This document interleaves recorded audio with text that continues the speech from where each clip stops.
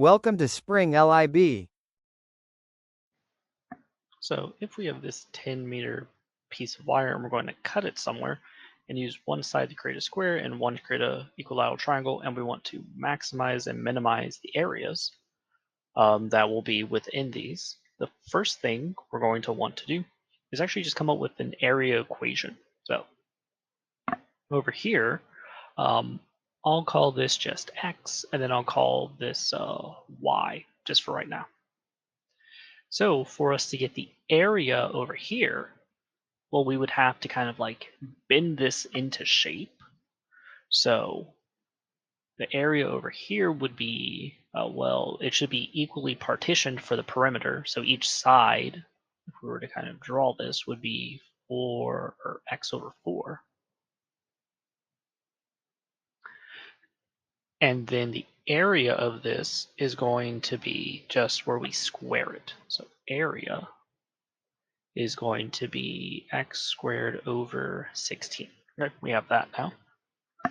And over here for our equilateral triangle, so we would need to cut this into 3, or bend it into 3 equal pieces. So if we were to kind of draw what our triangle looks like, one of these sides, or all the sides, are going to be y over 3. Okay? And then the area of a equilateral triangle is supposed to be 3 root 4 times the side length squared, like that. Right, and so now that we have this information together, we can go ahead and add these up. So let's see what we actually get. So total area is going to be equal to, so x squared over 16 plus root 3 over 4, and then that would be y squared over 9. So actually we could rewrite this as 36. So I'll just make that into one fraction now. Here. So that's going to be our total area. But now notice we have this where it depends on 2 variables.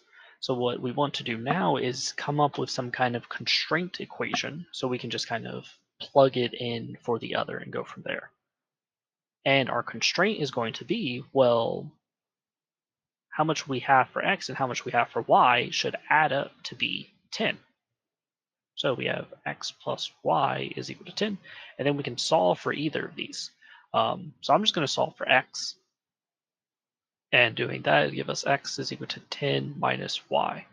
So now we can take this and plug it in over here, and that's going to give us, so 10 minus y squared over 16, and then plus root 3 over 36 y squared. And since this now gives us our area equation in only terms of y, we can go ahead and take the derivative of this now. So let's go ahead and do that. So a prime of y is going to be, so for this first one, we would need to use chain rule. So it would be 2 times 10 minus y, and then the derivative on the inside would just be -1, and then all over 16. And then over here, it would be plus, we would just use power rule. So it would be root 3 over 18y. Now we want to set this equal to 0, and then we can kind of solve from there. So let's go ahead and distribute, or actually, this and this would simplify down to 8. And so now let's go ahead and distribute the negative as well as that 8. So that is going to give us y over 8 minus 10 over 8, which is going to be 5/4. And then we have plus root 3 over 18y. And so this is equal to 0. Okay. So now from these two, we can factor out a y. So that would be y 1 over 8 plus root 3 over 18. And then we can add the 1/5 over 5/4 over. And now we can just go ahead and divide that over. So that's going to be y is equal to 5/4. Actually, let's off on the side clean this up a little bit. So we can like cross multiply, so it'd be 18 plus 8√3, and then 18 times 8 is 144. So it'd be 144. So actually, this is like I multiplied by 144 and then divided by 18 plus 8√3. Okay. And to simplify these, 4 and 144 gives us 36, and then 36 times 5 is 180. So we end up with y being 180 over 18 plus 8/3. So this is meters, and if we want an approximation, let's see what we get. So 18 plus 8√3. So this gives us something around 5.65 meters. And now if we were to go ahead and do this for x, well, we know x plus y was supposed to be equal to 10, or better yet, x is supposed to be 10 minus y. So we can just go ahead and plug this quantity into here. You could use the approximation, but I mean, since we have the exact answer, we might as well just kind of keep that there for the time being. So it'd be 10 minus 180 over 1800 plus 8√3. And then getting a common denominator, not 180, just 18. That would give 180 plus 8√3 minus 180 all over 18 plus 8√3. So the 180s cancel out with each other. And we end up with where x is supposed to be 8√3 over 18 plus 8√3. And I mean, you could like divide and kind of simplify this a little bit, but I'll just leave it like that. And then this would be approximately 4.35 meters. Okay, so let's actually think about what we just found here. So we said that the square is going to need to be 4.35, and then we found that the equilateral triangle, the total amount we're going to cut off is 5.65. So let's write this off on the side. So we have square about 4.35 meters and triangle about 5.65 meters. But now they actually asked us two different questions and we only ended up with one critical point. So there's something else we kind of need to think about when we're going through this. So if we come back up to our total area here, the first equation we came up with, there's two extreme cases that we're going to need to consider. What if we let the entire thing be the square or the entire thing be the rectangle or the triangle? So while we do need to check these two here, so again, this was x, y, we will need to check the edge cases as well. So this is possibly a min, possibly a max, or it could just be like some critical, some like a saddle point or something like that. So let's come over here and see. So we have the case of when x is equal to 0 and y is equal to 10.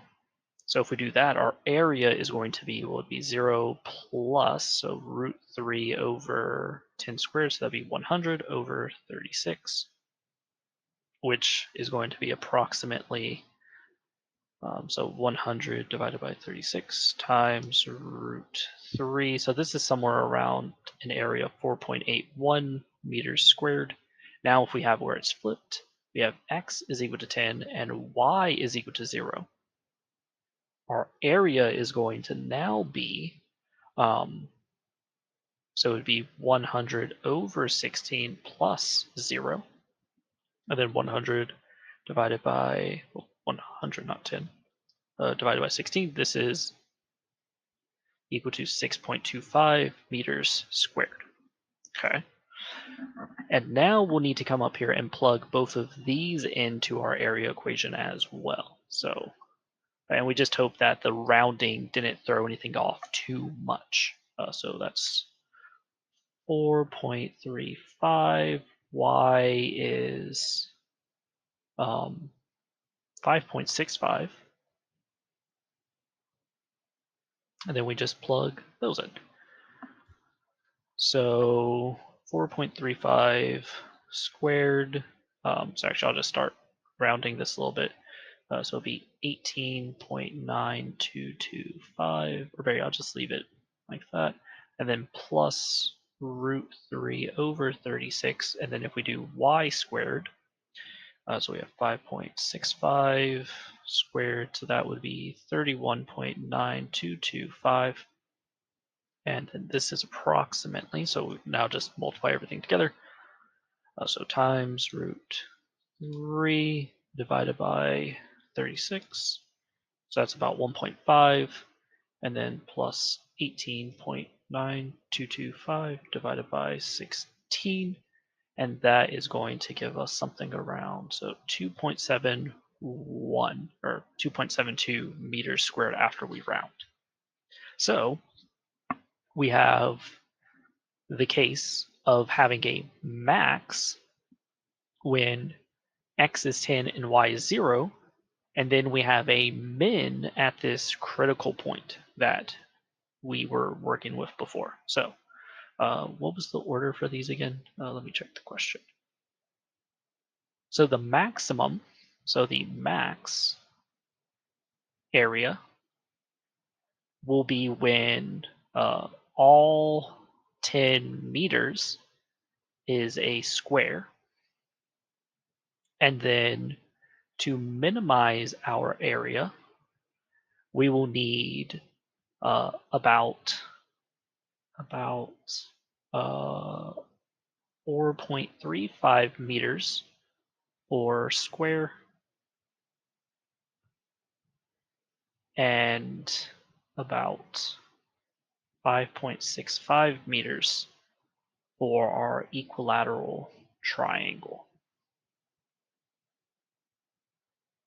And so I guess this is a good question to kind of like bring up the idea of it's when we're taking these derivatives, it's always good to check to see if this is a max or a min using like the first or second derivative tests.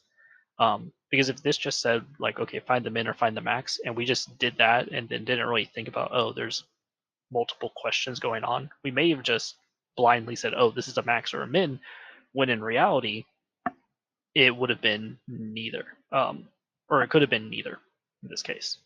But yeah, so just kind of keep in mind, always using like the first or second derivative test is a good thing for these kinds of problems.